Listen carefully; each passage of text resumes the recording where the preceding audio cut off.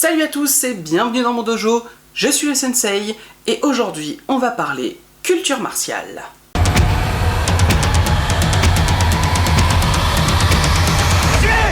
Et cette fois-ci, on va parler un petit peu de littérature en se rendant du côté des comics américains avec un excellent diptyque écrit par Kevin Smith. Et oui, je parle bien du réalisateur de Dogma.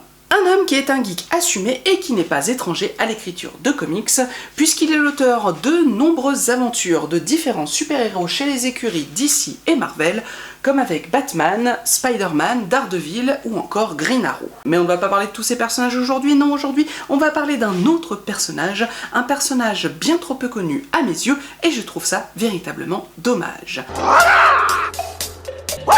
Connaissez-vous le Frelon Vert? Il s'agit d'une série créée dans les années 60 pour surfer sur le succès de la série Batman de chez Warner Bros.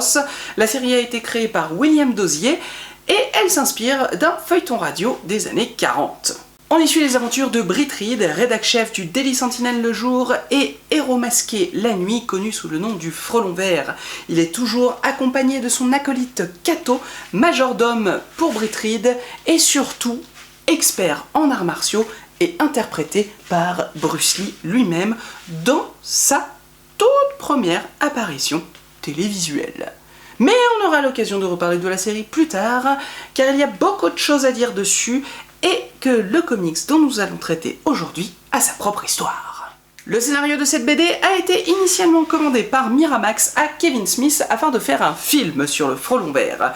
Mais Kevin Smith ne sera jamais vraiment satisfait de son travail sur ce scénario et ne se sentant pas les épaules d'adapter cette œuvre qu'il apprécie tant au cinéma, il préférera abandonner le projet. Et puis finalement, c'est les studios qui ne trouveront pas satisfaction et qui abandonneront le projet également.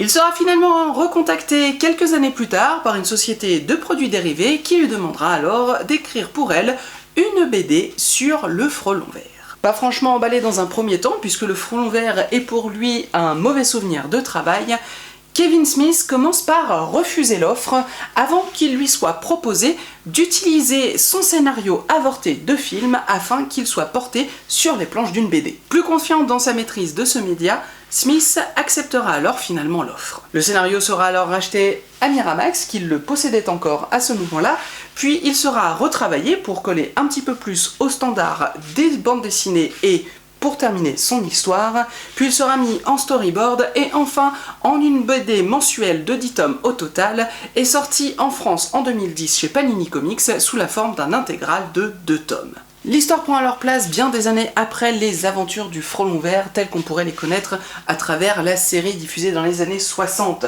les deux justiciers ayant finalement coupé la tête à la majorité des plus grosses organisations criminelles de leur époque.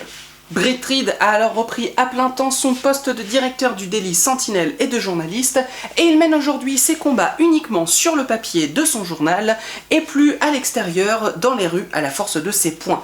Kato, quant à lui, est aux abonnés absents. Mais son passé va finir par malgré tout rattraper Britt Reed lors d'une soirée de charité où un criminel masqué, se faisant appeler le Black Hornet, va tuer le vieux journaliste qu'il savait avoir été le Green Hornet, le Frelon Vert. Sur le point également de tuer l'unique héritier du vieux journaliste, Britt Reed Jr.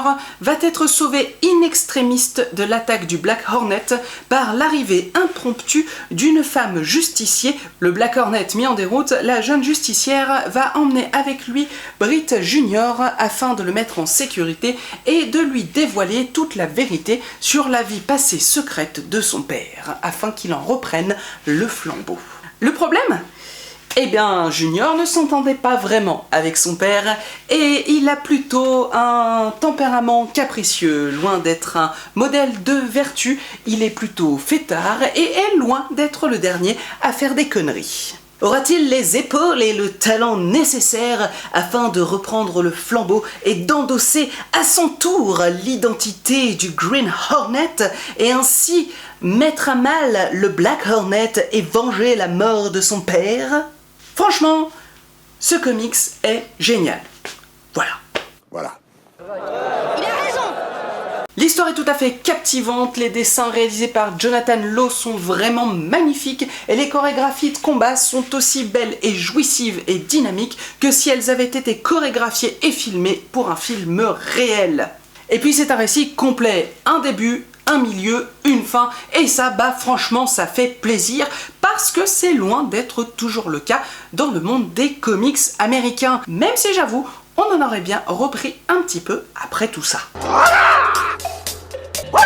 Le film est parsemé de petites références ou clins d'œil à la série de Bruce Lee, tout en restant suffisamment discret pour ne pas en perturber la lecture par ceux qui ne connaîtraient pas la série des années 60. Il y a également de très nombreuses références au cinéma de super-héros et d'arts martiaux en général, et Kevin Smith a su gérer à la perfection tous les moments, qu'ils soient comiques ou de tension, de son récit, sans que jamais l'un vienne entacher ou désamorcer l'autre. Et putain, quel bon film ça aurait été! Surtout quand on voit le film qu'il a remplacé en réalité. Le film réalisé par Michel Gondry, c'est un fameux Booze scénarisé par Seth Rogen. Non Mathieu, ne t'énerve pas, ça va bien se passer. Seth Rogen n'avait véritablement rien compris ni à l'univers ni à ses personnages et s'est juste contenté de faire une vilaine petite comédie potache et bas de gamme comme il en a l'habitude. Il reboot bêtement l'histoire plutôt que de se l'approprier et de créer sa propre version, et loin de rendre hommage aux deux héros de la série originale, au contraire il a plutôt tendance à les ridiculiser, tout comme son méchant qui est vraiment aberrant et pathétique. Vous avez compris que j'aime pas ce film ou pas? Kevin Smith, lui, a tout compris. Il laisse le passé au passé et se réapproprie les codes de l'univers pour les remettre au goût de l'époque. Il prend adroitement le flambeau de la série des années 60, tout comme son personnage Britt Reed Jr. prend le flambeau de son père dans le comics pour nous livrer un récit riche, addictif et surtout maîtrisé de bout en bout.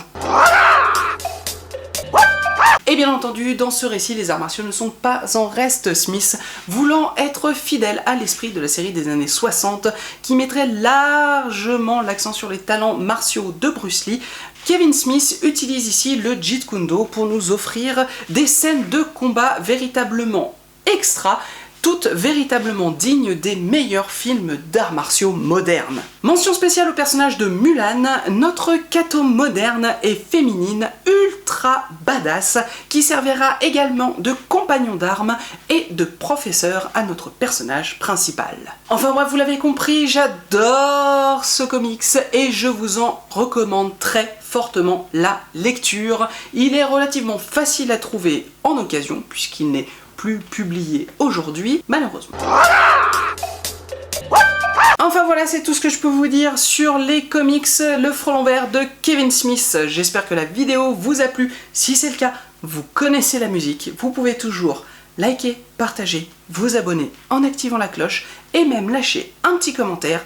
Ça fait toujours plaisir et ça aide au référencement. Moi je vous dis à la prochaine pour une nouvelle vidéo. Salut!